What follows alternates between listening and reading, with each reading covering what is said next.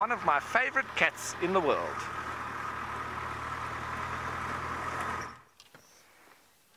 It's hard not to love Cheetah, is it not? I agree with Rolf's decision that they are one of his favorite cats in the world. Well, I couldn't agree more. And just to let our viewers know, we will be joined by a school this afternoon. I think it's just one school. The kids are 8 and 9 years old. So, of course, it's one of the wonderful things that we are privileged enough to be able to do is to bring these live safaris to the classroom, and the kids get to ask us questions. So during that time, for our new viewers, we will be prioritizing the school kids' questions. That doesn't mean that you stop sending through your questions. Please continue to do so in the regular ways, and then we will be able to answer them once we have sent the kids back off to the rest of their classes, which I can only imagine pale in comparison to what we can show them. But then I'm biased, am I not?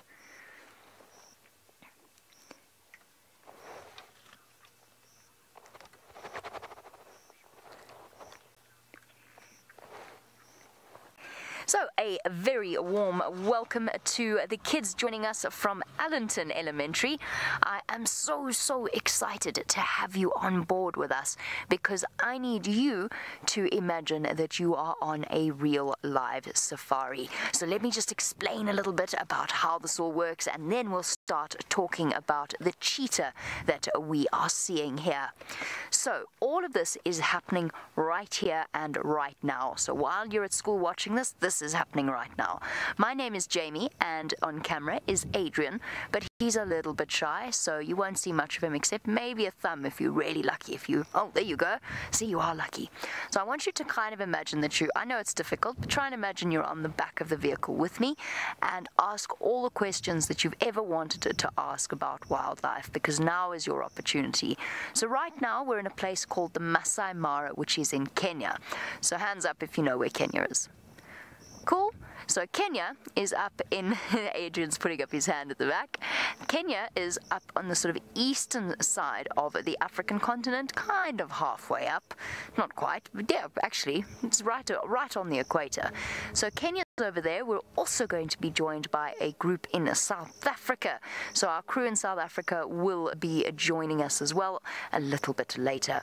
We'd also like to, I think if it is 5 o'clock, we would like to also welcome the new viewers who have jumped on board on different platforms. This is a live safari. Send through as many questions as you would like in whatever, or in the way that you would on whatever platform you are watching us on.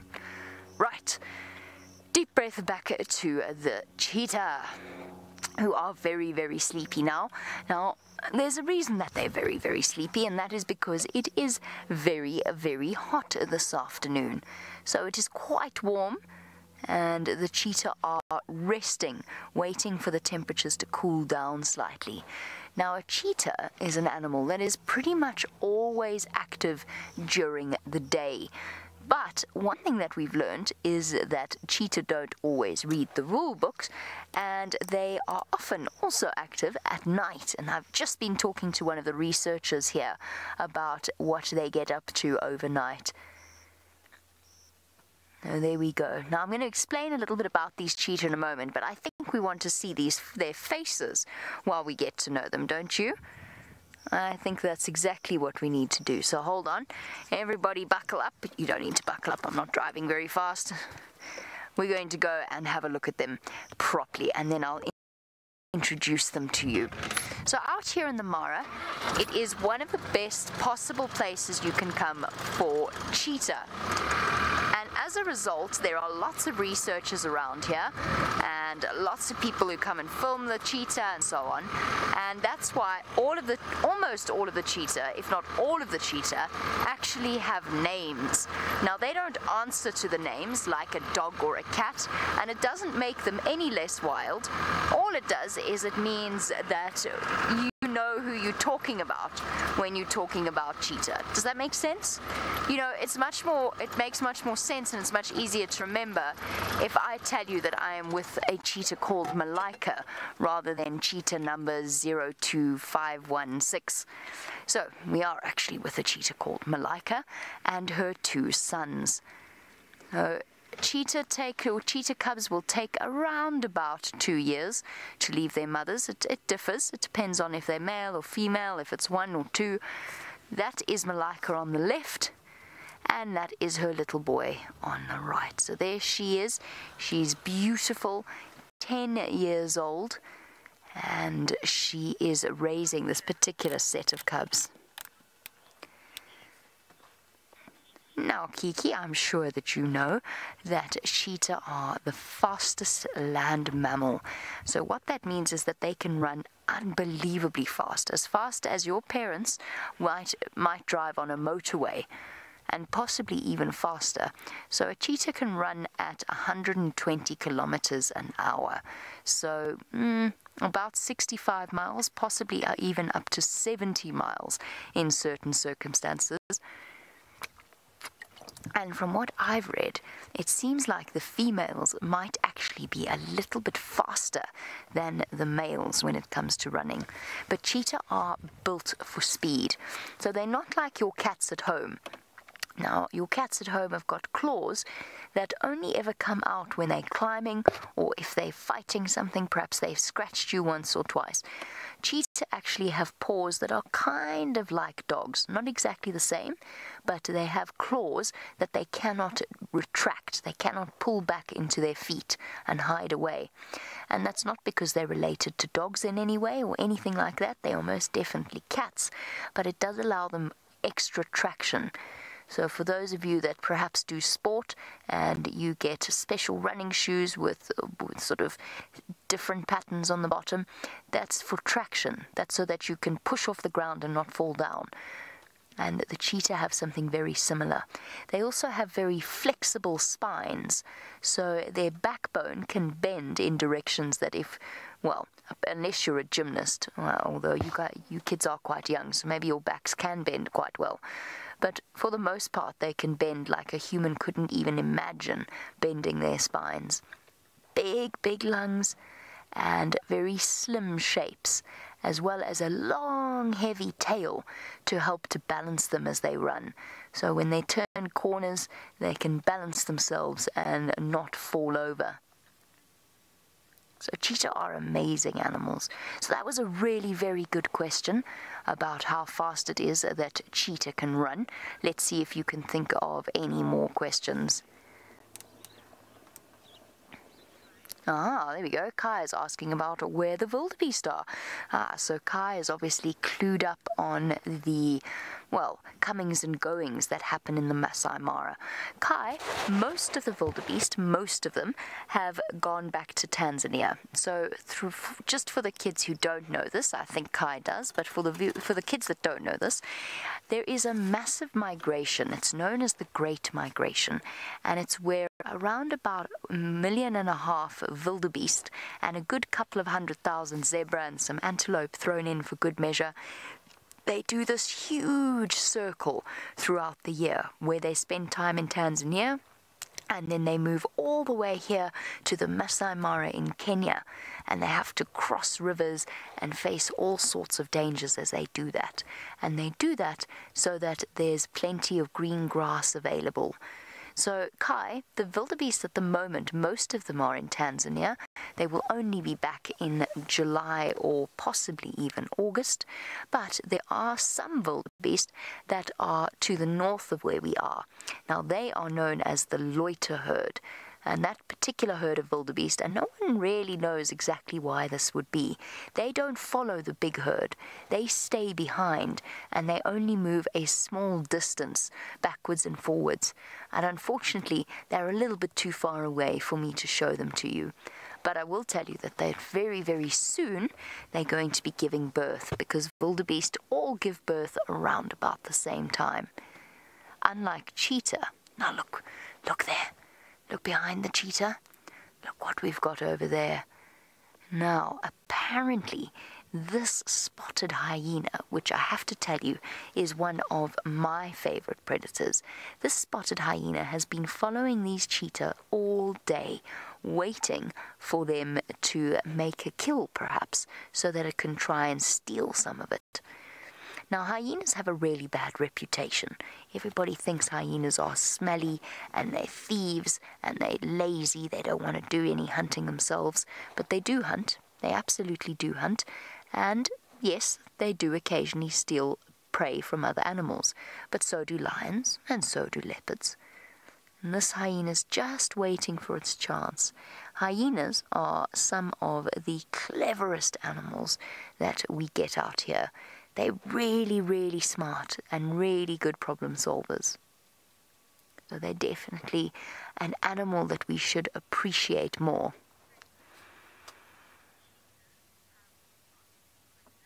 Now, Grayson, we've got a spotted hyena, and we've also got some spotted cats.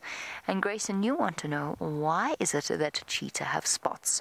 What do you think spots might help with?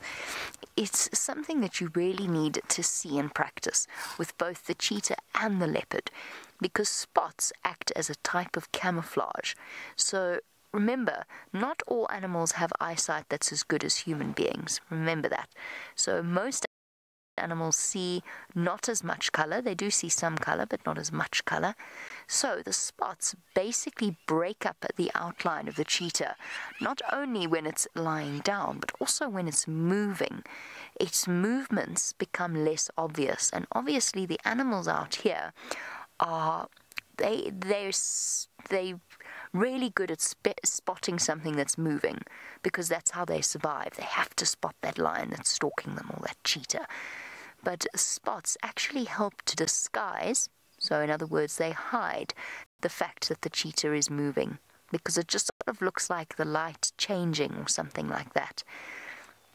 Now, of all of the animals, the leopard probably has the best camouflage. Now, a leopard doesn't have spots like a cheetah. See how the cheetah looks like somebody's taken a pen and drawn spots on them?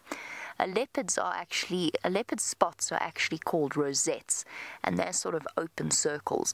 Now, if you're really lucky, when our team from South Africa joins us, you might get lucky enough to see a leopard with them as well.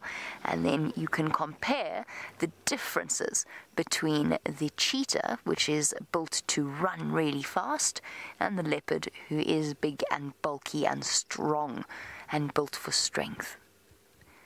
Now, these cheetah are resting for now. They're going to be settled here. Now, I've told you that we're here in Kenya. I'm sure you would also really, really like to travel all the way across to South Africa as well. So off you go, so that Noel can show you an antelope.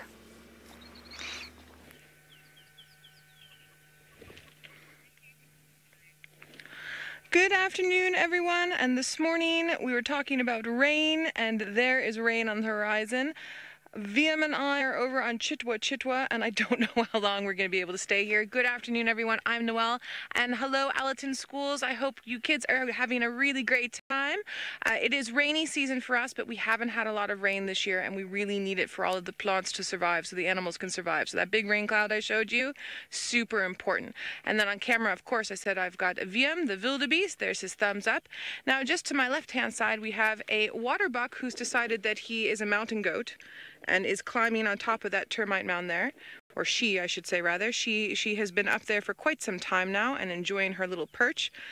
I wonder what she's thinking. So water bucks are always close to water, and we've got Chitwa Dam just behind us. You usually find water bucks within 2 kilometers of water, so just over sort of 1.5 miles of water. And if you ever needed to find water when you were lost in the bush, if you follow their tracks, you'll pretty much get to where you need to go. Now, part of me wants to say she's up there because of the rain, but I actually personally think she's up there because of the type of grass that's growing on top of the termite mound. That termite mound, to give you an example, that water buck is about the size of a white-tailed deer. It's a small water buck. So that termite mound is pretty big.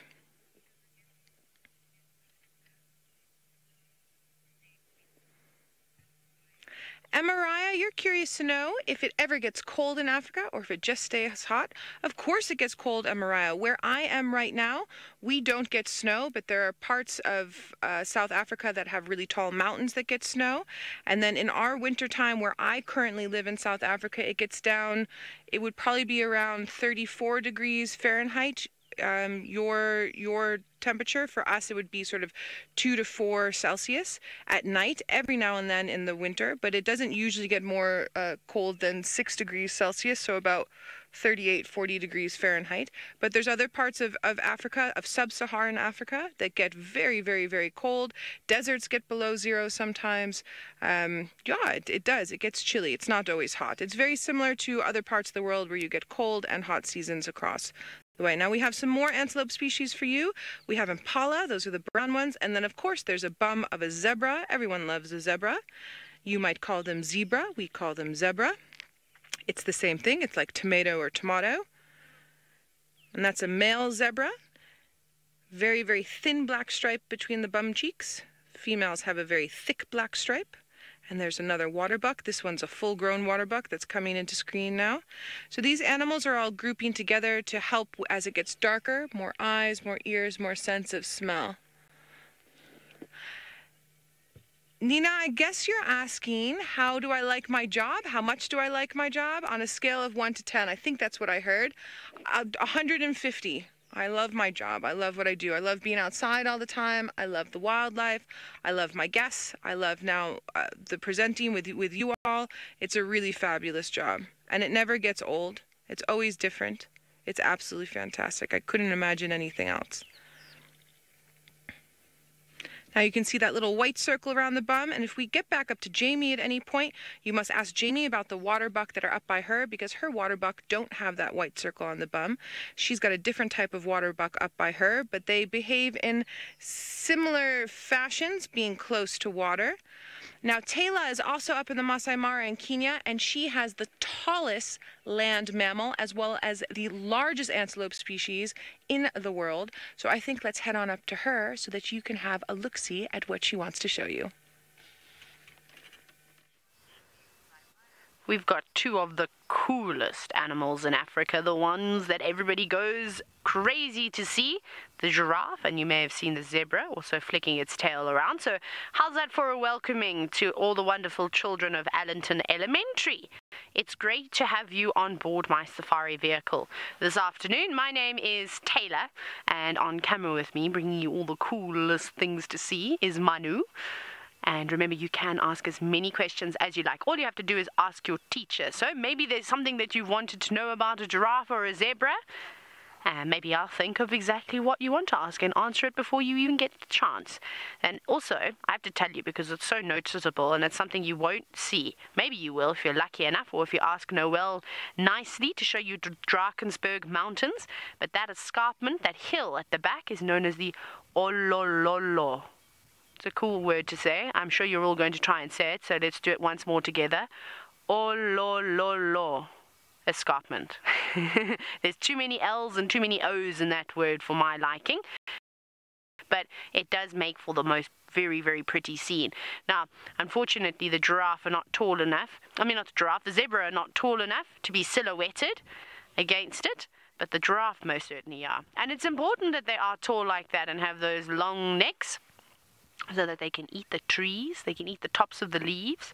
And you can see the zebra don't need to have tall necks because they like to eat grass, so they're feeding down on the ground. Although, sometimes giraffe make it difficult for themselves, and you see them doing the splits, trying to reach the smallest of bushes that are growing amongst the grass, and sometimes it looks like they're eating grass, but it isn't.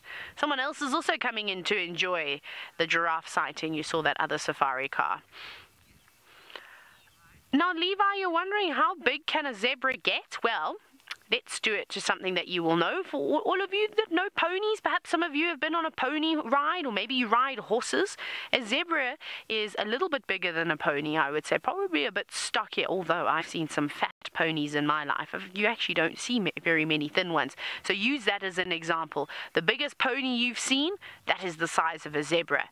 And yes, they're just as cheeky as the ponies too. They like to kick and bite. But luckily, they're not interested in kicking and biting us. And then there's some other little animals you can see moving at the background. I just thought I'd point them out to you. They are a combination of impala and Thompson's gazelle that are up there on that ridge. And maybe a little bit later, as we head around, we'll get a closer look, and then you'll see how beautiful and the different colors that they have on their coats, because at the moment it's a bit hard to see. They're very, very far away. but it's lovely. There are an abundance of animals. So here the Thompson's gazelle now. They've got 3 different colors. Oh, cool. My favorite bird in the whole wide world. Look at that. A secretary bird. Who's chasing who? Don't worry, that secretary bird is not interested in eating those Thompson's gazelle. They actually are specialists at catching snakes, funny enough. But we haven't been seeing them catching too many snakes. The snakes are quite sneaky out here. Those beautiful big raptors, those big birds, they've been eating lots and lots of grasshoppers. And that's what they've been gobbling up at the moment. What else have you got there, Manu? Just some more zebra. Lots of them. Lots of animals around where we are. The grass is nice and green. It's nice and short. And we're also quite close to the Mara River. So they've got somewhere to come and drink. And every now and then I can hear the poosh, poosh. So that must mean that there are some hippos in the river too. Hopefully we'll go and see them at some point. Jordan, you're wondering if there are elephants in East Africa? Yes, there are. We actually spent quite a bit of time with them this afternoon, and they are around. They're not here right now. See, where they like to hang around is an area where it's quite marshy. The grass is nice and wet. The grass is nice and green. And then on the edge of the marsh, there are these very, very tall trees that are dropping fruit at the moment. So they've been feeding on them. So that's their local hangout, whereas the giraffe don't really eat fruit. I haven't seen a zebra eating fruit. It wouldn't surprise me if they nibble on the odd fruit here and there, but it's not a big part of their diet. So for them, they prefer to be, well, giraffe would like those trees, the trees that are dropping the fruit for the leaves, but out here there's other sorts of trees that they can feed on, and then like we said, that the grass is nice and green for the zebra. So we could even see some hippos coming out of the water too, which could be quite special, don't you think? It's not too hot now, it's getting a little bit windy, so it's cooling down. So we'll keep an eye out for any hippos. Now, Ashton, you're talking about how long are giraffes' necks? Well, these giraffes get to about 18 feet tall. So these are the Maasai giraffe. So they're a different species of giraffe than the ones that you'll see down in South Africa. And they're the biggest ones that we get out of all the species of giraffe. I'm not really sure in comparison to their bodies how long their necks are. At least almost looks like half and half, don't you think? Those necks are very, very long. But they've got the same amount of vertebrae. So the bones in your neck, we've got 7. So do giraffe. Can you believe it? Theirs are just really, really big. We might even be able to find a giraffe carcass around you. Imagine if I could show you how big some of those vertebrae, those bones in their necks are. That would be really nice. I think that one is watching a car at the moment, because I can hear the one we saw earlier, driving. And I think it's watching all the people as they drive off. What a nice sighting for everybody out here. Wouldn't you like to come on a safari with us?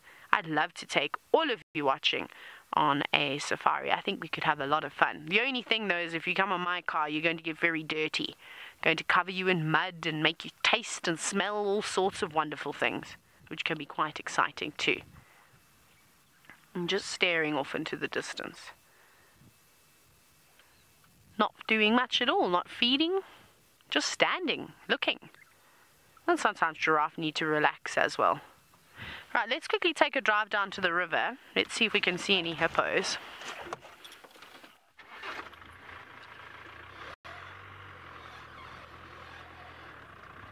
Right, we'll see if we can find a nice spot on the river to find some hippopotamus that maybe be frolicking about in the water.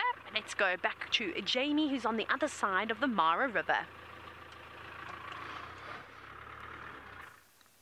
I am on the other side of the Mara River, and speaking of a nice spot, well, we have several nice spots here. Oh, but they are very, very sleepy.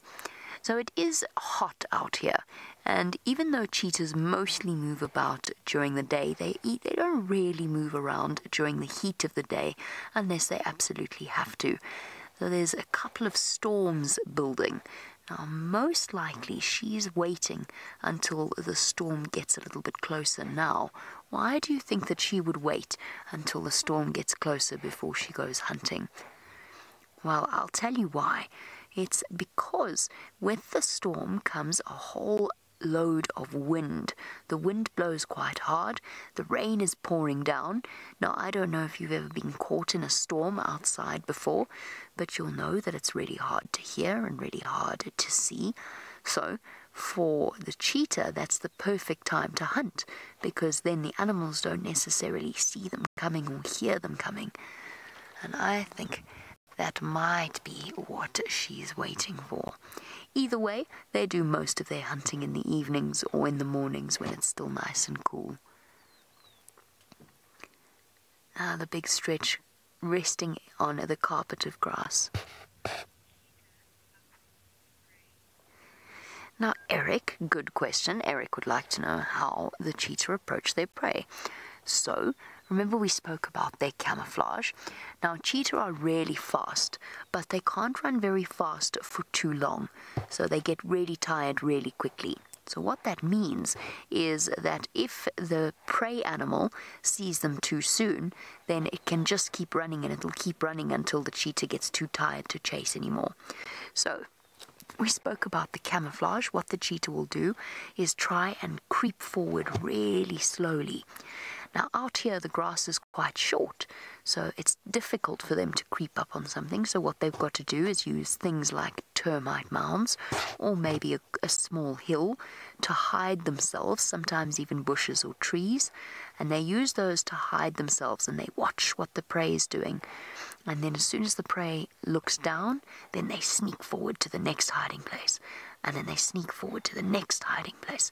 And every time the prey looks up, or the antelope, or whatever they're hunting, then they duck down again, and they lie down, and they hide away. And then as they're close enough, then they will shoot out and run as quickly as possible. Okay, so we've spoken about a cheetah hunting. I know you've been seeing some really amazing birds with Taylor, and she's found some more to show you. We've got something really cool, and I don't know if we've seen them yet, that they look very much like dwarf mongoose to me. These little birds, I'm looking at other birds, these little creatures. But in South Africa, the dwarf mongoose are a completely different color. They are like chocolate brown, where these ones clearly aren't, as you can see. They're like ginger. Hello. That looks like a youngster. Now, they don't get very big. Dwarf mongoose are the smallest mongoose species that we get out here. But that is so cool. Really, really nice to see that. Now, they were very busy. Let me show you a trick. Sometimes what we like to do is if you do this, they come out. They make a very high-pitched noise when they talk to one another as well. And then they're for some reason attracted to that noise. They're quite curious. See how they're looking? Going, what was that? Now, I don't sound anything like a mongoose, I can promise you. But that seems to work. And this is maybe the third time I've seen them. The first two times I actually saw this different coloration, I thought it was a completely different species of mongoose. I don't think it is. It's just a different color variation up here in the Mara Triangle. And I see them around a lodge called Serena, and they're quite relaxed, but I haven't been able to get many photos. And they're running at the back, diving into the trees. Now, you wouldn't want to be out here in the open if you were so small. Let's see if we can. There goes another one. And the reason why is because there's lots of big birds of prey, big raptors that would want to eat you. So eagles and falcons and things like that. There we go. There's another one. Ah. Everybody from the Allerton School, you said that the safari has been the best part of your day. Oh, I'm so happy to hear that. But you must also thank your teachers, because they're very important. There they all are again. They're all running out. Look how quick they are. There's a huge family of them, because they're going to teach you all these wonderful things about life. So it's very important that you must listen to your teacher. You're really lucky to see those little things, everyone. I promise you. I don't know if we put them on camera yet. We'll have to ask our viewers who have been watching for years and years. And I'll tell you again next time I have a chat to you if we have seen this different color variation of the dwarf mongoose. And sometimes that happens just depending on the area. Now look at the sky. Look how it's changed. Hey Manu, is that rain coming? Oh, big rain is on its way. I can hear the wind is now creeping up on us. The leaves are starting to rustle. Look at those dark clouds. We might have to get out of here. Uh-oh, and Manu says, I don't think it's a good idea to sit here. Oh no. Look at that, how the weather's just changing. That's crazy. Oh my goodness. Right. Well, I think we're going to have a backup plan now this afternoon and escape and head that way to where the sun is setting down to the west, and that's the area that Ralph is in, and it seems as though he's found that hyena den. Thanks, Taylor. Yep, and we're also still sitting in the sun, but these couple of little cubbies have at least shown themselves. It seems like there's no adults around, and when we arrived, these two were out of the den, but immediately as they saw us, they jumped down back into the hole, and that's what they want from the cubbies. If the adults aren't around, I don't see a babysitter, but it's quite possible that they're just lying in the grass here and we haven't been able to see them. But if the adults are away and they expect the cubbies to stay in the hole, well, that is quite good that they do, because that'll keep them out of harm's way. But these two just coming out a little bit now, so at least they're showing themselves for us, but they're not going far from the entrance. And that means that if they do see or hear anything that might be of danger, they can quickly pop back down into the hole. And there are a few still just poking their heads out. Now, Jaden, you want to know if they hunt? Not at this very young age, Jaden. It's too young for them to be hunting, so they're waiting for their mom and dad to come back. Well, mostly mom, because dad isn't allowed anywhere near to the den where these cubs are. So it's only the mommies that bring all the food back for the little ones, and they also still drink milk from mommy, and they can drink milk from mom until almost 2 years, which is a long time if you look at lions and leopards and even jackals. They don't drink milk for as long as hyenas do, but it means that the little youngsters, like these little ones here, they do get the best start possible. And also that mom can go away for even up to 3 days, and they won't feed for that long because the milk is so nutritious. It's got everything they need inside, and so mom can give them some milk and off she can go hunting for 2 or 3 days.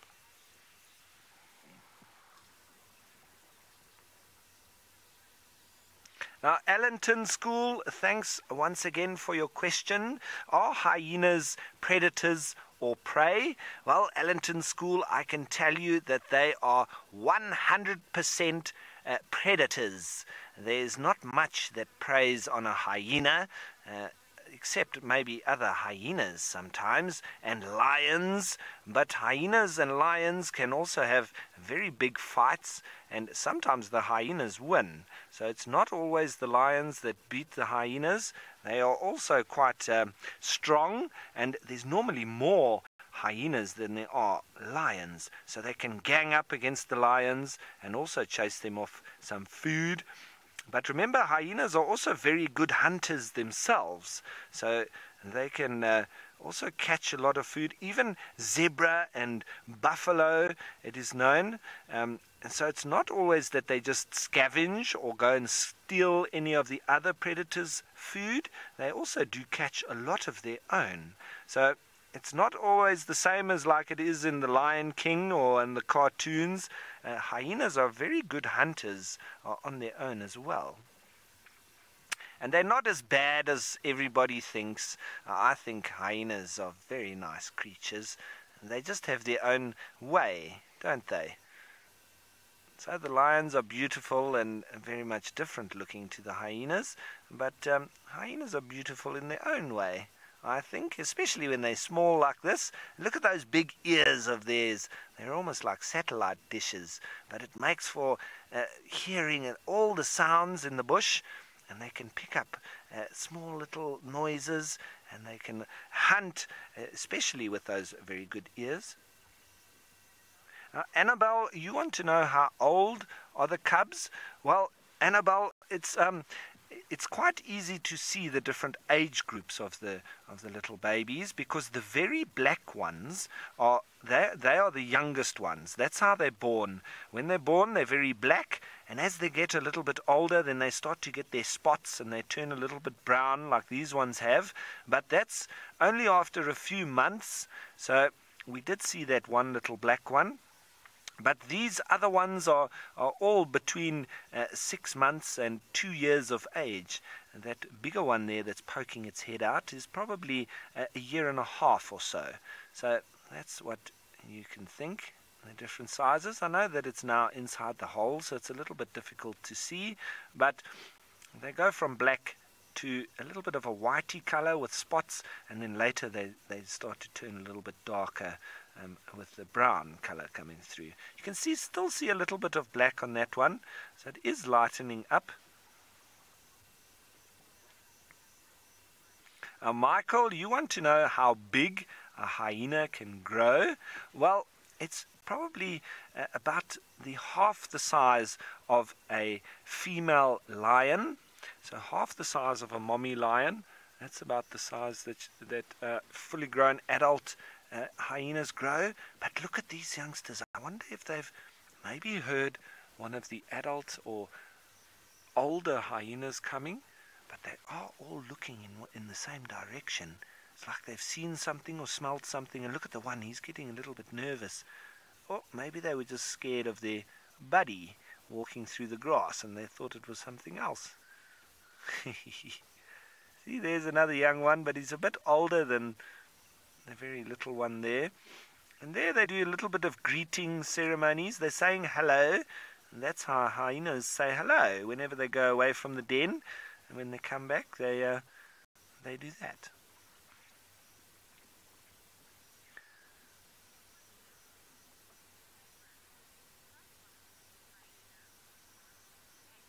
Now, Tagrin, you want to know how fast do hyena run? They are quite fast, and you wouldn't think so when you look at them. But hyenas are quite fast, and they can probably run at top speed, maybe almost 30 miles an hour, which is quite fast, maybe a little bit less. But you know what? Hyenas can keep running at that speed for nearly 5 hours. So they can make animals that they're hunting very tired, and in the end, the animal will nearly lie down and say, "Take me, I'm too tired. I can't run anymore, I can't fight." And so that's the tactic of the hyena, to really outlast its prey. They chase it, and they chase it for a very long time, and eventually the prey gives up because it's so tired from running from the hyena that it then is easy to kill. So that's how hyenas hunt, and they're actually a little bit more successful than lions are, because lions only catch about 6 out of 10 animals that they try and catch, whereas hyenas, they're more about 7 out of 10. So if that was a test that you had at school, well, we know who the winner is there, and that's definitely the hyenas. But they're not always hunting. That's because they're quite clever, in that the fact is they don't waste too much energy. If they see another predator that has killed an animal, well, they just go on there and steal it. And that's a lot easier than actually going to kill an animal yourself. So I don't think it's lazy, I think it's clever. Sam, you want to know why can't the daddy hyena come near to the den? Well, because hyenas are special like that. The girls are all in charge. All the girls rule the roost with the hyenas, and the boys need to go and sit far away. They're not allowed anywhere near the den. And if you're a boy, well, you're very unlucky if you're a hyena, because you don't get to stand first in line for anything. So if they kill something, the boys need to fight around the edges for a little bit of food, while the girls all go in and have their fill. So you don't want to be a boy hyena, but there are other situations where you don't want to be a girl in other different species of animals. But with hyenas, it's a girl's world, and if you are a girl in the hyena world, well, you sit on top of the pile, and a boy is at the bottom. that's just the facts of hyenas. And, well, lucky for us, we're not hyenas, are we, boys? Oh, he's got an itch. Well, I should say a her, because there wouldn't be too many boys around here, would there now? I've just told you that. So they also do get fleas and ticks and things that make them itchy. And that's why you might see them scratching and licking themselves sometimes. They are a little bit like dogs, where if they've got an itch, well, they do need to scratch it, and they look quite like dogs, don't they? But they're actually closer to the cats, which is very funny. They're almost a mix between a cat and a dog. And those little youngsters, we call them cubs, because they are actually closer to cats. You wouldn't think so, would you? But they've all got very big ears, and that's what really makes their head look really funny. Now, we've had a very nice time sitting here with these baby hyena. I'm sure we're going to stay here a little bit longer, but we'll stay here and see what happens. In the meantime, let's head you on over to Jamie with another spotted animal. Oh, see, remember I told you that hyenas are amazing animals? Well, Ralph has just shown you just why they are so amazing. But cheetah are amazing too. And we've had so many opportunities to spend hours and hours with these cheetah in particular. And I have to say that they are one of my favorite animals. Do you see the dark stripes running down the side of her nose? Now, I don't know if you can guess why cheetah have those, but I'm going to tell you what it's for. It's basically like cheetahs having sunglasses. Now that sounds ridiculous, imagining a cheetah with sunglasses on, but I said they hunt especially in the morning and at sunset, so that's when the sun is bright and right in their eyes. So those dark stripes help to absorb a little bit of the light, so it's not too bright in their eyes. A lot of sports players who work outside, cricket players, for example, who work in the sun, who perhaps don't wear sunglasses, you'll see that they will draw dark stripes on their cheeks. So that's one of the reasons that people think that cheetah have those dark stripes down the side of their nose. How interesting is that? Nature might not have given them a way to wear sunglasses, but it has given them a way to be able to see when the sun is really, really bright. And it's important. Cheetah have the best eyesight of any of the big cats. Better than lions, better than leopards.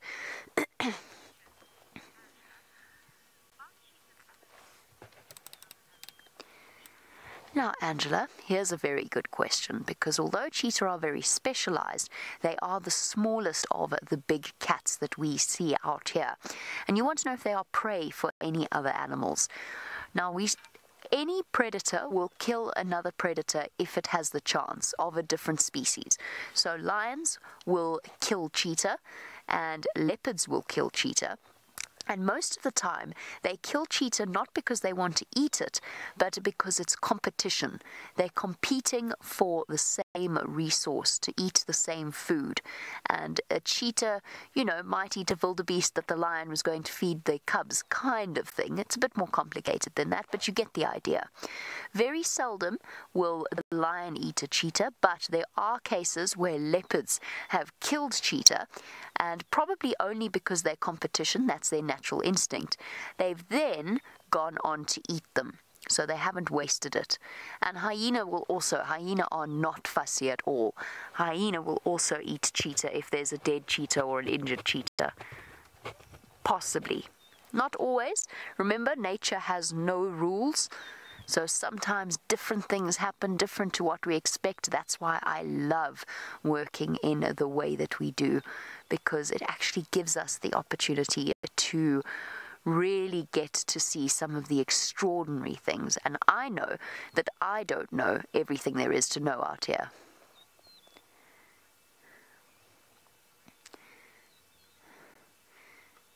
So it's been really, really lovely having the kids from Allington I hope you have enjoyed your safari. It's been special experiencing it. Remember what I told you, that we'll never know everything about nature? That's half the fun. And I hope you learned a little bit about the amazing animals of Africa. All right, kids, off you go back to the rest of your school day. And for our regular viewers, what we're going to do is send you back over to Rolf, who's moved on from his spotty hyenas and found something quite tall, even taller than him.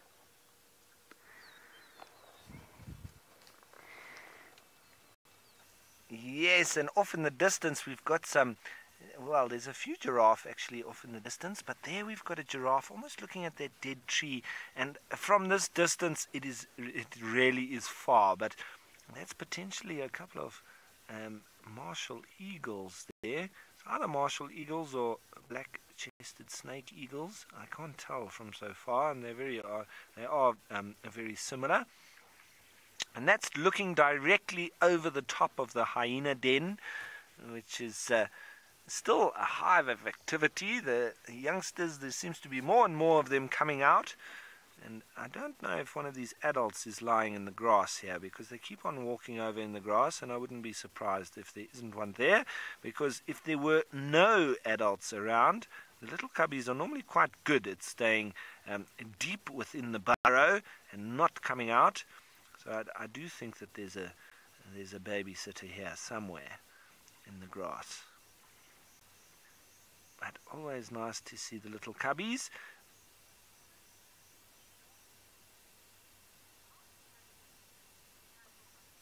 Wow, look at that. That other one there, he disappeared off there, and now he's come back. So I'm pretty sure there's an adult just around that bush. But it's nice to see the different age and size of these little cubs. You can see the younger, the darker they are, and as they grow and they gain in age, they do then start getting those little spots.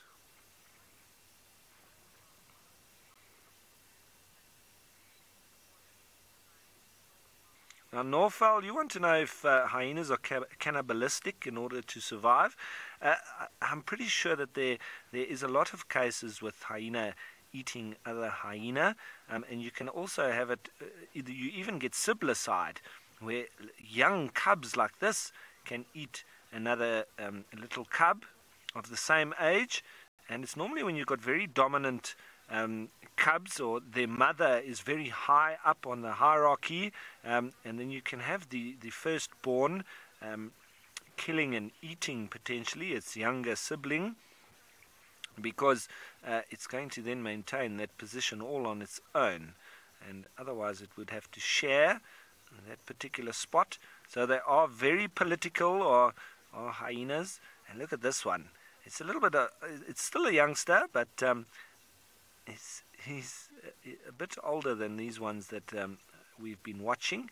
You can see what I mean by very fluffy and quite white, actually. So they almost go from a very dark color to quite a light color with their spots, and then as they age from there, they start to get that tawny color that they almost get on their mane at the top there. And the greeting ceremonies continue as this young one comes in, and that's with that greeting ceremony. They then work out where they are within the hierarchy, and even at this very young age, it is very evident that they need to respect the hierarchy of all the adults, and they're in that same position. The other day was very interesting, because we actually saw an adult who was obviously subordinate to a little cub, and the little cub was having a full go at this adult, and it was cowering and being very subordinate towards the cub, which was very strange to see, because that's not normal with all other animals. For instance, like with the banded mongoose, they have a very structured hierarchy as well, and it's just down to the older females. So whichever age you are puts you in the different set in the hierarchy. Whereas with hyenas, it's a very different kind of rules, where you're born into your spot in the hierarchy. So even at 1 day old, you could be above the entire clan if your mother was the matriarch. And from that first day, the rest of the clan needs to respect that little baby. And this one coming very close into us here, getting a little bit curious.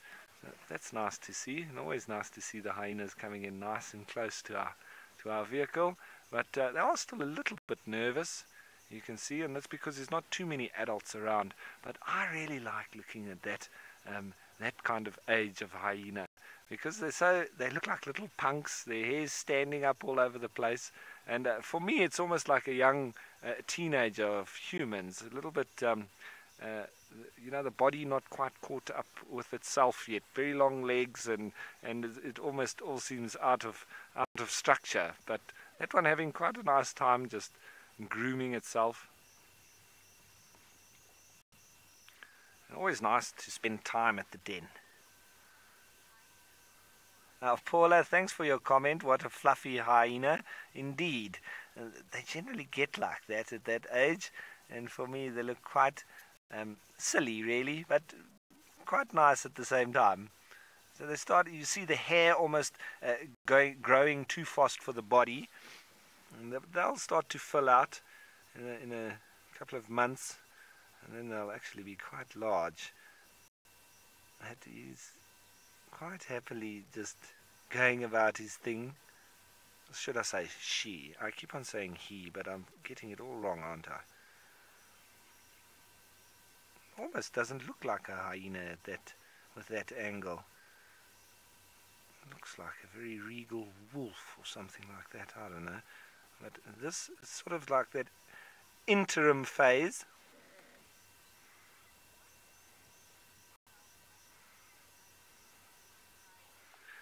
Dyed monkey, you want to know why hyenas smell each other's genitals for a greeting?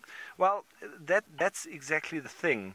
I know it's a bit of an uncomfortable point, but hyenas, both male and females, have penises, so it's very difficult to actually tell between a male and a female. And what's even more interesting is that the females have got more testosterone than the males, and so they have larger penises than the males, which is quite strange. Okay, everybody, let's head over to Jamie. She's got something very exciting to show you.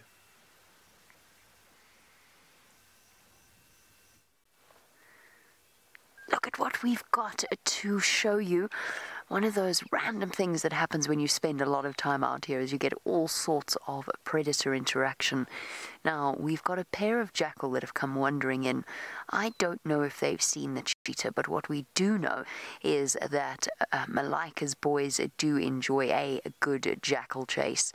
Now, I'm sorry if I interrupted anyone in the middle of their sentence. I just wanted to rush you across as quickly as possible, just in case the boys shot up and started to chase them, because Malika's seen them. But so far, I have to confess, the jackal have changed the line that they were, or the direction that they were traveling in, and the boys haven't even looked up. So this might be something of an anticlimax, or at least a lucky escape for the pair of jackal. If they see the cheetah, though, you'll get to hear them bark an alarm call. Oh, now we're going to lie down here. So we've got everybody here. Predator party. I like the sound of that. 2 jackals, 1 hyena, and 3 cheetah. Cool. Thank you very much, Faith. I will let you know if we should extend our reach to a further audience. For now, I think everybody might just go to sleep, which happens. How have you not noticed there's 3 cheetah there? Or do you know that there's 3 cheetah there and you just haven't alarm called? No, I don't think they've realized. Life's tough when your head's only a few, about a foot from the ground, even when the grass is short. And just to let you know, by the way, I'm not sure if this message has been passed on to you, but Juma is experiencing a tremendous storm. We've got one in the background, but I've just watched it fly past us, and I couldn't be happier. the storm that I thought was about to come tumbling onto our heads has actually moved away. Now, unfortunately, I will not yet, but probably in the next 10 minutes have to leave Malacca. The reason being that in the course of my day, I have not even had time to collect a ranger to accompany me tonight. So we are very fortunate. We are allowed to stay in the park after the gate closes, provided we do so with a ranger with us. And unfortunately, I haven't even had time to collect one. I haven't managed to get to Talek Gate. So I will have to start heading back for when the gate closes. We've still got 10 minutes, though, I think. I back myself. I'm pretty sure I could get to Talek Gate in half an hour. What do you think, Adrian? You've seen me drive. I think you get there. You think I'll get there in 25 minutes? Oof, pressure's on.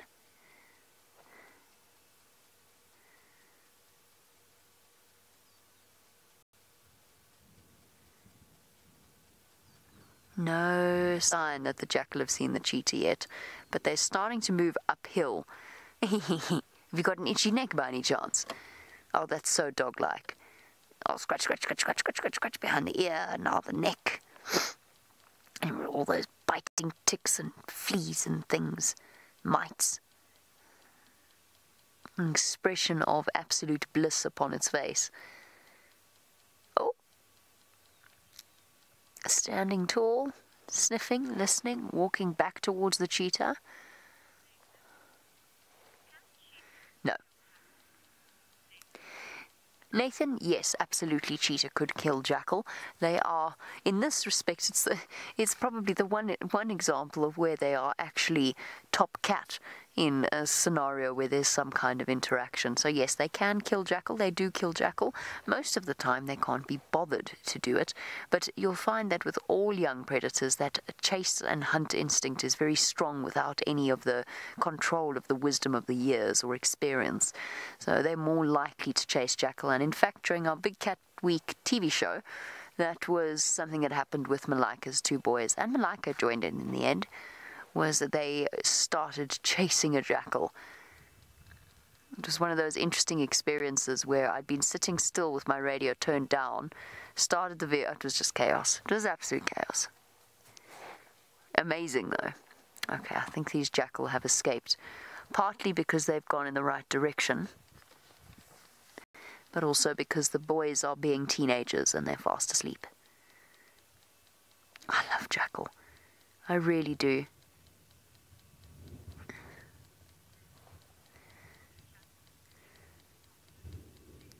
Dale, in terms of the relationship between jackal and foxes, they are related to foxes, but distantly. They're not part of the same genus. In terms of their genus name, they are a Canis species, so they belong to the dog line of things. So they are related to foxes, but more distantly. There is some evidence now to suggest that the golden jackal is more closely related to wolves, actually. So they fall under the... Oh, wait, have you seen them now? Something's there. Look at that long-limbed stance. Whereas, as far as I know, the fox genus is the Vulpes genus. I don't know how you pronounce it, but that's as far as I know. But they are, in terms of relationships, they probably most closely connect... Oh, hold on. We're getting closer. All of a sudden, the wind of the storm has hit us. It's a lot chillier. No, don't come and use my car as cover, because I know what Malika's boys do, and they've learnt it from their mothers. So in terms of fox relationship, they're probably most similar in terms of their foraging structure, or the way that they hunt, the way that they live in family groups and mated pairs. So there is a similarity. And they fill essentially a similar ecological niche. The cheetah boys are now awake, but they've looked across, seen the jackal, and gone back to sleep. Jackal, you are being very brave. You are being very, very brave. Getting closer and closer, but I'm still not sure yet. Alright, Faith. I think it's time to bring in a... Let's start... hold on. I think he's going to turn and run. This is a difficult call, this one. We could be left with Cheetah lying flat on the ground and a Jackal disappearing into the distance. I'm not sure. No, we have our answer.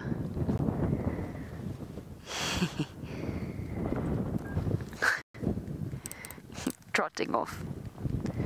Don't come and use me as a shield. Basically, the animals here that are habituated to the vehicles, essentially, they see us as moving, slightly noisy termite mounds. No, I mean, I can't project what they see us as because I don't know. I can't read their minds. But there is they certainly treat us that way.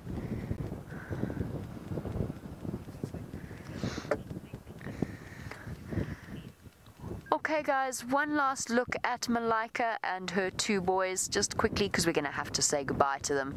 I don't want to, but I promise you we'll come and find them tomorrow on the sunrise safari. So farewell to Malika and the boys. Let us see what they get up to over the course of the evening. We're going to start heading on towards the gate. Let's go across to Dwarf to find out where he is.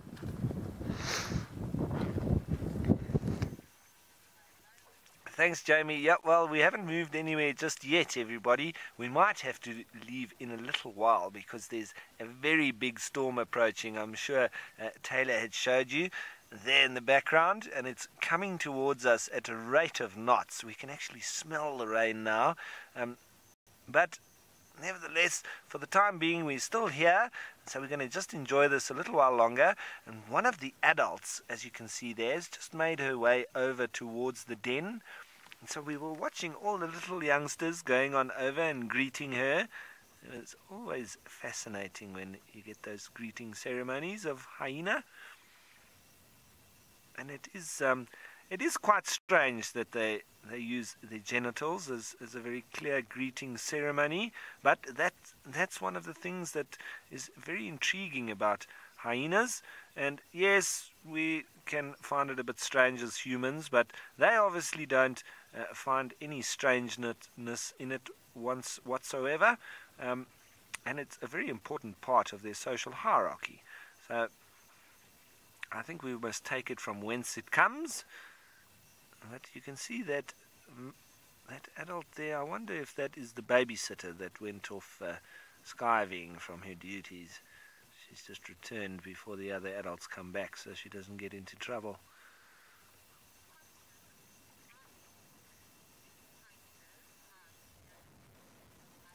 Now, Ali, you want to know if hyenas have territories? Yes, they do. They have actually quite distinct territories, and the den site is normally in a very central part of that territory. But hyenas can, as I say, very large in terms of the surface area of their territorial site, because they can range very far, can hyenas, during the night. But look at this little youngster, very excited to have this adult back, and I wonder, it's probably its little cub. I'm very excited to have Mummy back. She looks like she's falling asleep, or just ignoring him. Maybe she has been a naughty girl this morning, so she was put in the naughty corner. Now Mum's ignoring her. No, I think she's just been hard at work trying to find food, and it looks like she might have done a good job at it, because, oh, look at that smile. It's actually a bit of a yawn, but she does look, when she stood up a bit earlier, she looked very fat. So I think she's quite a happy hyena. She's fed very well, and that bodes well for the little cubs, because she'll have a very good supply of milk after that feed. She won't be dropping any condition. It's very important for females when they are lactating. Obviously, it does take a lot of energy out of them, so it's important that they feed well. And so there's lots of cubs now out of the hole. Now, Rigwam, you want to know if clan battles are common? I wouldn't say very common. I think you might have some where their territories overlap. And during the night time is when you might have those kind of territorial battles that ensue.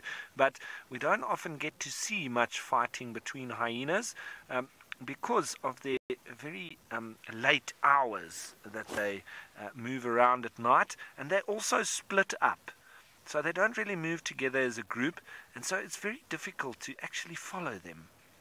And that's why I'm really enjoying spending time next to this den, learning so much from these little youngsters and the adults that come here, because the sightings of hyena are normally quite fleeting, and you follow one for a little while and then it disappears off into the bush. You might see another one or maybe a few more, but they all seem to just randomly walk in different directions. So there's no real coordination like you have with lions.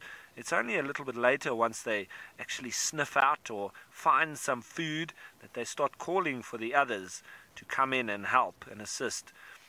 But I haven't seen too many fights between hyenas, mainly between hyenas and lions, or other carnivores and predators, with wild dogs and leopard and jackal.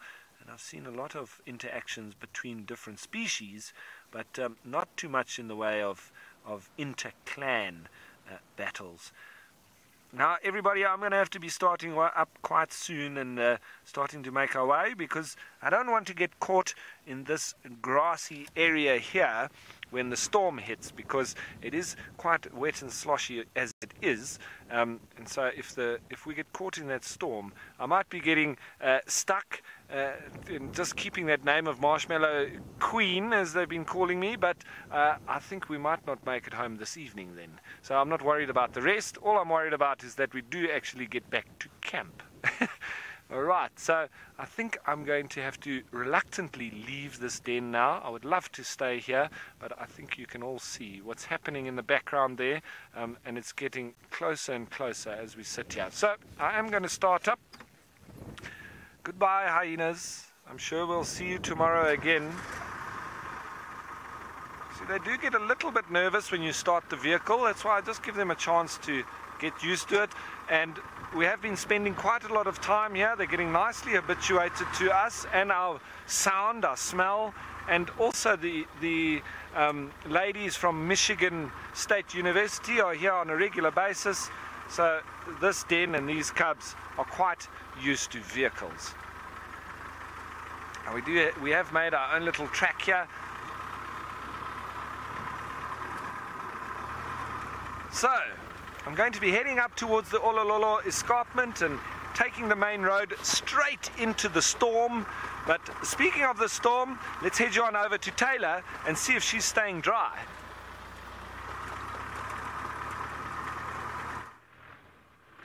We're staying dry for the moment. Look what we've just arrived at.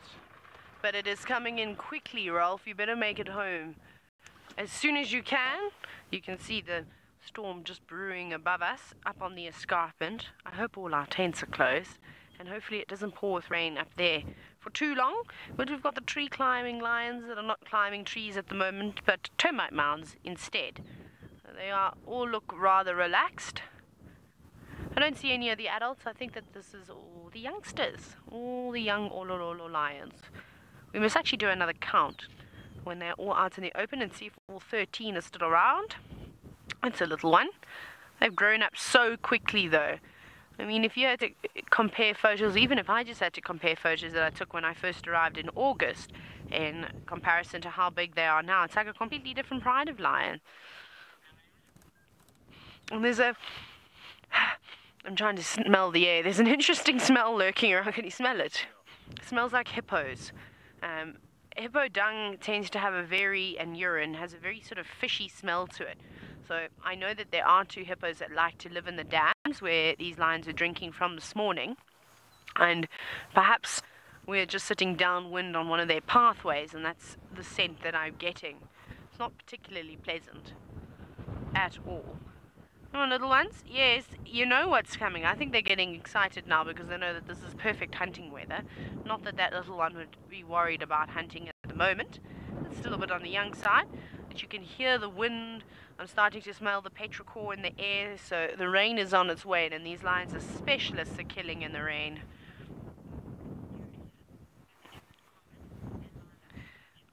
They're sitting. See if you're going to jump and wake someone up. No, you're just also going to sit on the mound. Nice sun. And I'm sure that that termite mound is absorbing a lot of the heat too. So it'll be a great spot to sit. Not to keep out of the wind, unfortunately. You can see it's blowing around quite a bit at the moment. I don't know where the rest of them are. The grass is quite tall, so they could be hidden. Although knowing the adults, they're probably just sitting away from these youngsters and just enjoying a bit of peace and quiet while they can, before they are put to work again to go off hunting. That buffalo really didn't do much for them. Hey, Manu? When did they... Well, you also weren't here, but they killed it the day before I arrived. No, the morning that I'd arrived. So yesterday morning they took down that buffalo and gone, completely devoured every last bit of it except that piece that they were carrying around with them this morning. But I'm sure they've got bored of that now and tossed it. There wasn't much to eat on there, it just looked like a bit of hide or something. Nice to chew on when you've got new teeth coming through, I would imagine. Well, of course they're all facing the wrong way, typical. But it is funny though this afternoon, there are not many cars here. I think everybody's heading home, trying to avoid the rain. Now Scarlett, you're wondering how far up the escarpment would those lions travel? Well, if you can show an Ngama camp up on top, Manu. So the Ngama camp is just up there to the left. There we go. So there's one lodge. Now we are a little bit further behind that and sort of towards the right. You can't see us on the other side of the ridge. That's where our camp is. Now about 30 or 40 meters from the kitchen. The other night, about 2 weeks ago, a week and a half ago, the lions, this particular pride, the Olololos, came up and actually killed a zebra. So they'll come right up on top. And it happens when all the animals gather around the airstrip. There's lovely grazing on top of the escarpment. My goodness, the whole car is rocking now because the wind is gusting so heavily at the moment. That's incredible. And so they go wherever they want and wherever they need to. And I always say, and I said it again this morning, how we go through those patches when you come down the escarpment. There's often a few animals here and there, but after that, that sort of main road towards where the Hammerkorps are building their nest, there isn't much around. It's very, very quiet. There's no impala, there's not a lot of buffalo anymore, the elephants are out at the marsh. So they need to try and find better feeding areas. So they follow the animals, and the animals on that particular day happen to go up onto the escarpment towards the airstrip. It's not uncommon to arrive at the airstrip and see 30 or 40 giraffe walking around there, and a herd of zebra, lots of impala, big herds of eland up top, and topi in fact. So they're all up there. So it doesn't make sense to stay down in an area where there's no food, and these lions know that. They just keep moving. But it is dangerous, as we know, for them to go venturing up top, because there are lots and lots of cows and goats. Of course, that's not inside the triangle, but there's no fences preventing the predators from moving around, or vice versa, stopping the herbivores coming down. So it can be a bit of a problem. But hopefully these lions will use their brain. Well, we'll sit here for a little bit longer. I might drive around and see if I can find the adults and the rest of the pride. Ralph has moved on from his hyenas. He's making his way towards the storm, but some elephants have caught his attention.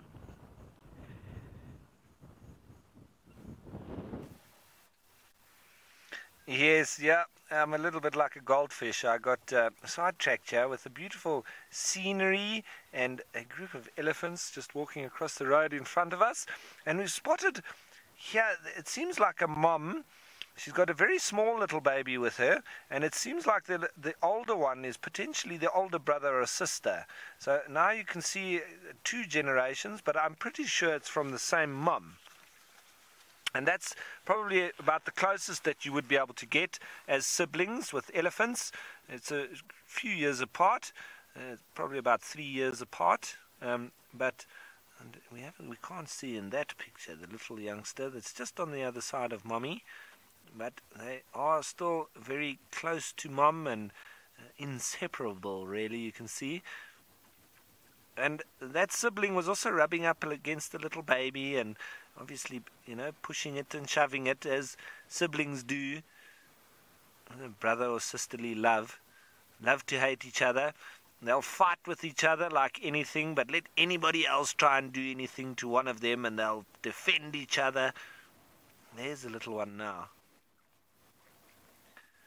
Mommy's happily grazing away, and the older of the two youngsters, he seems like he's put some things on top of his back. He's probably spraying some mud and then throwing some grass, and he might start growing plants off of his back there. He could grow his own grass. But it's nice to see them all very happily grazing through, and some of them are a little bit wet. They've obviously stopped at a little pond and thrown some water over themselves, but there you can see that one nice and small.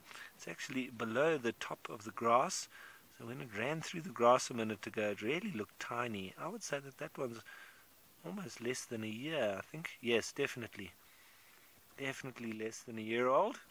So it's a new addition to the little family of elephants. Beautiful to see. Look at how small he is. He disappears in the grass. It's not often that elephants disappear in the grass. And Mommy will be keeping a very watchful eye over the little one. And almost immediately as we started to make our approach towards them, the two youngsters went very close into the mom, almost just in a defensive mode, just until they worked out that we didn't mean any harm. Then they relaxed totally, and look at the little baby now sitting down. Might be time for a snooze. Mommy just carrying on with her feeding chore, and I think that's exactly what the little baby has done now. Laid down, get a few winks before the rainstorm arrives.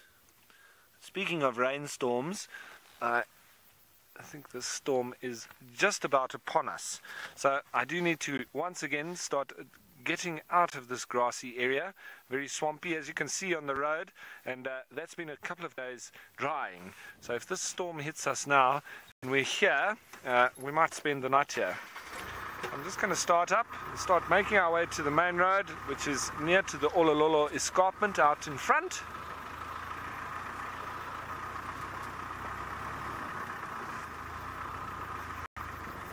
So while I make my way up to the main road, I'm going to send you all the way back down on south to South Africa.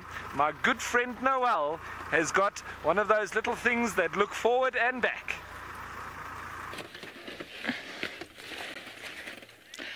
Hello everyone! So we managed to get home just in time before we were struck by lightning and rained on, which was nice. And the biggest lightning strike happened right by the DRC. It was absolutely crazy.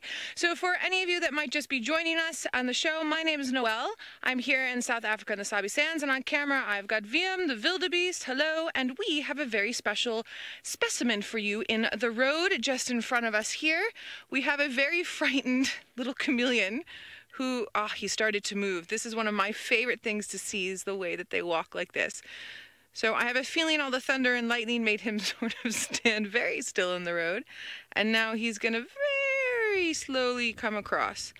Now, we've managed to catch a chameleon doing this once or twice in the past month or so. It's not something you always get to see. And you'll notice that he's a sort of sandy color, light green with lots of black on him. That black is because he's disturbed, and part of that could be because we drove. He's looking at us now, and part of it can be because of the thunder and lightning that happened. And then we often wonder, why do they walk like this? Well, part of the reasons why I believe they walk like this is to appear more like a leaf blowing in the wind as they cross the road, as opposed to something that can be eaten. Many lizards, when they cross the road, go very, very quickly to get from one side to the other, but chameleons have a tendency to do this. It could also do with just sort of the structure of their body. They've got fused toes, 3 fused and 2, so they can form this little circle to help grab onto branches when they're climbing. But if I were a bird in the sky and saw this moving like it is now, I would probably think, it's a leaf rather than a chameleon. But I'm not a bird, that's just my thought behind it.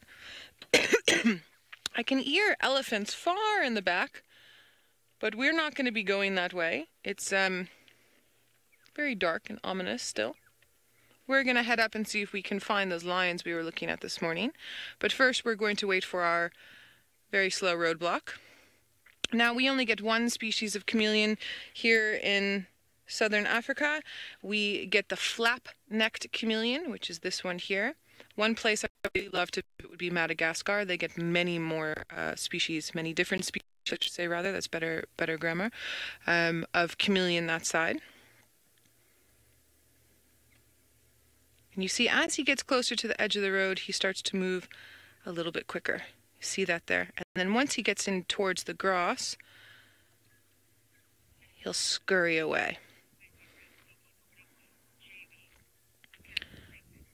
All right, now as we wait for him to cross just a little bit further and head up for our lions, let's head on up to Jamie in the Maasai Mara, who I hope has no lightning or rain.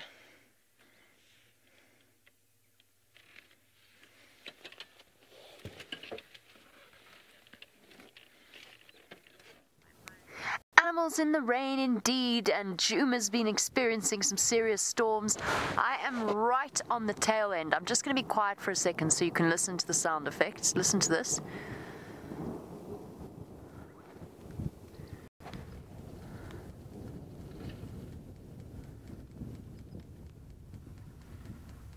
Can you hear the thunder, Faith?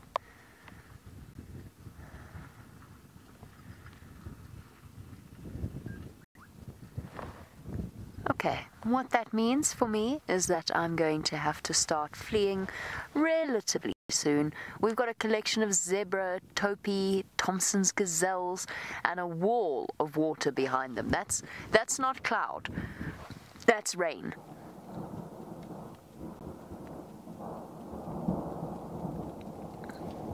And I'm starting to get a couple of big drops here as well.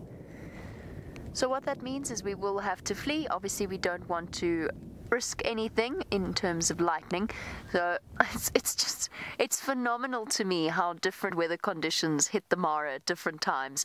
We're running from a storm, but Taylor, I think, is sitting high and dry with beautiful views of her lions.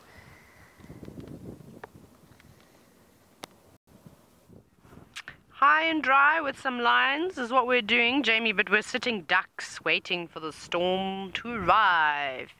It is on its way. It's coming in fairly quickly too. You can see the beautiful darkness just behind that lion. It is simply stunning. It really, really is pretty this afternoon, except it's freezing cold all of a sudden now. And I'm trying to tell nature that I need to not get any more sick than what I already am, as we've got TV coming up. Off they go. Bye-bye. One lion. I heard some strange sounds coming from the long grass, in fact, so I suspect there's some more lions just laying flat into it. Probably some of the adults. Oh, that was a very graceful maneuver. Did you see that one lion? It sort of rolled over and then sat back up again. Lovely. That. If I was a lion, that's probably how I'd behave too. Now, I'm trying to remember how many young males were in this pride. I think it was 9 youngsters. Now, Lord K, you're wondering if we're in the rainy season at the moment. We're kind of in between the rains. So we supposedly had the short rains. And then typically you don't get much rain between the end of November and then it starts again up in, was it April, May? Is apparently when the big rains arrive, although they haven't seen the big rains for quite some time. I think the last time was 2015, so we're still waiting for them, but we've definitely had some decent downpours over the last few weeks, so it's quite nice. In fact, for the animals, of course, it's keeping the grass really lovely, except the grass is just growing taller and taller, which is a problem for us. It makes visibility a lot more difficult. I can't believe they're actually still sitting up on that mound. It is freezing. I thought they'd all be down cuddling one another, even just on this western facing side of the slope of the termite mound, because that would be quite nice just to sit there and keep out of the wind. But they do have lovely warm shaggy coats. I think their coats are a lot thicker than we think. I reckon if you had to put your hand on a lion, or at least run your hand through the hair, your fingers may disappear. And he's beautiful. Of course, he looks a bit scruffy, as he's a male and he's starting to develop his mane now. He's also got very hairy ears. Very fluffy. Oh, that's so stunning.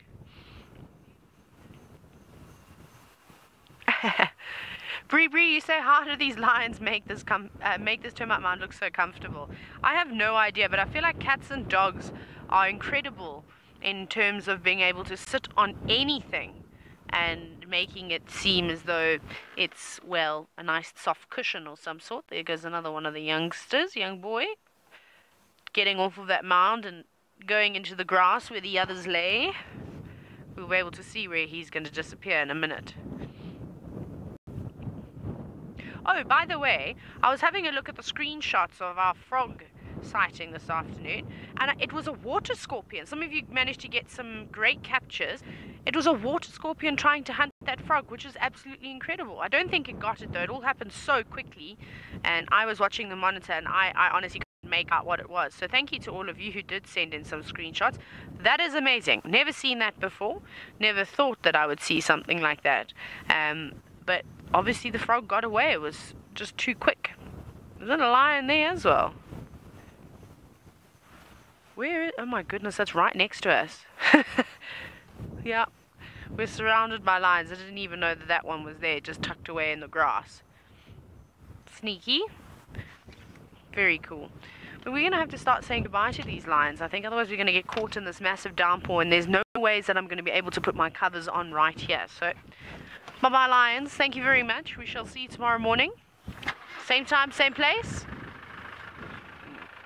Who knows if they understood me, but might as well give it a bash, eh? Right. Ah, so it sounds like the Djuma team are back out and on the roll again. They've managed to, well, stay dry. Not Ralph, let's go down across to Steve, who's got some impala. Welcome back to Djuma in South Africa. It has been a while since we've been on the camera. We have been running away from the lightning and the rain, and as you can see, these impala are quite wet. Welcome to Djuma, South Africa. My name is Steve Falconbridge. I'm joined by Mr. Seb on the camera, and we were out earlier trying to get you some amazing animals, and then we got hit by the biggest thunderstorm you have ever seen. I wonder if Noelle has managed to contain herself, because she made it back just in time. We apologize for these little polls. We are on an interactive safari, so please send through your questions and comments to #SafariLive or follow the YouTube stream and see what we can do for you. But at the moment, we've got a couple impala that are really enjoying the moisture. It means they don't have to go anywhere to drink. The leaves of the grass and of the trees have got lots of moisture on. It wasn't the hugest of storm. It passed by very quickly, but it was very spectacular. This afternoon was getting very hot and sticky, and I know all my colleagues back at FC were complaining of the heat, and the storm then came from the west, and it has cooled things down quite marvelously. So we were hoping for some more rain, but it doesn't look like it is going to be.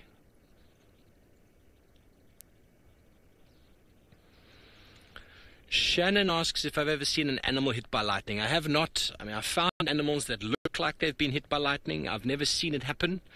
No, I haven't. I've found animals that seem to have been hit by lightning, but it's hard to ascertain. They just kind of melted to the floor.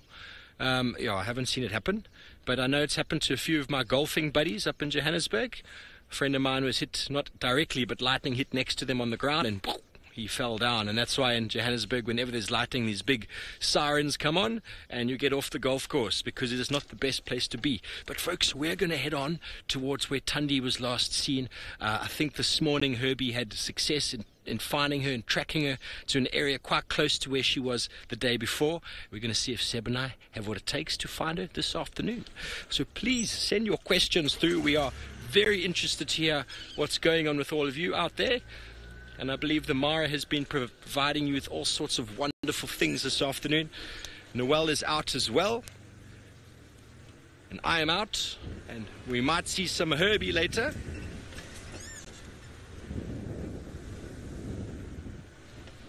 H. Macy asks me, what is my favorite antelope? Eland is probably up there. but it would have to be sable antelope, actually. Sable antelope, and my book, I'll have to find my book. I've hidden it because of the weather. Sable antelope is black with these huge, big, rapier-like horns. They are really, really special, and they're quite endangered in South Africa now. They used to be very, very common. That is interesting. Do you see that tree, Seb? That tree looks like it has been knocked over by the wind, folks, or by lightning. It's hard to say, but look at that. Now that has just happened now in this weather, I think. I did not see that yesterday, and we now have a roadblock. Thankfully we're going straight, but that will have to be cleared up. So no animals hit by lightning, but trees most definitely. But that looks like a dead old marula, and unfortunately he's on the road, so we're going to have to clean it up and put it back on the side, but all those nutrients will go back into the soil. So probably some wind. We did have lightning smashing down right when we were back at camp. Seb and I managed to get back in time before the rain. Noel was pushing it, and we had the whole team in the parking bay like a Ferrari service team waiting to welcome Noel back. And as she was arriving back, this huge lightning bolt hit right next to us. Now I'm not sure if Seb had to change his underpants, but he definitely had to move like he needed to. And the sun is coming out. It is a beautiful afternoon. The temperature, I don't know what it is now, but it's dropped by about 10 or 15 degrees Celsius. So it's a marvelous afternoon.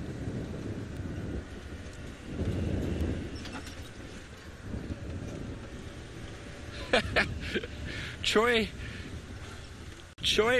from Hong Kong, what an interesting question you've asked me there. While we answer it, sorry Joy, we've got a one. Oh, don't fly. There's a lovely, can you see him, Seb, or is the roof in the way? Oh, the roof thing. Sorry folks, I just reverse a little bit. We have got a wonderful bird up in the tree there. Joy, I will come back to your question. Look at that, you got it, Seb? Okay, I wonder if any of you folks out there can comment on what bird that is while I answer Joy's question from Hong Kong all the way other side of the world. Are antelope's horns good conductors? And that is an interesting question. I mean, the horn itself is made out of keratin, just very, very hard, solidified keratin. Inside the horn is bone, so I don't think bone is a very good conductor. I'm not an electrician. I've never heard of an animal being struck on the horn. But that's an interesting question. I wonder if Noel knows the answer to it. But the keratin itself is like hair, so I don't think it's a very good conductor, even though our hair does stand up. Yeah, no, that is a very good question. Anybody know what that is? That bird sitting in the tree, nice and wet. The temperature's obviously dropped. It's impossible for this bird to get any thermals. Quite a heavy bird. So it's now sitting there.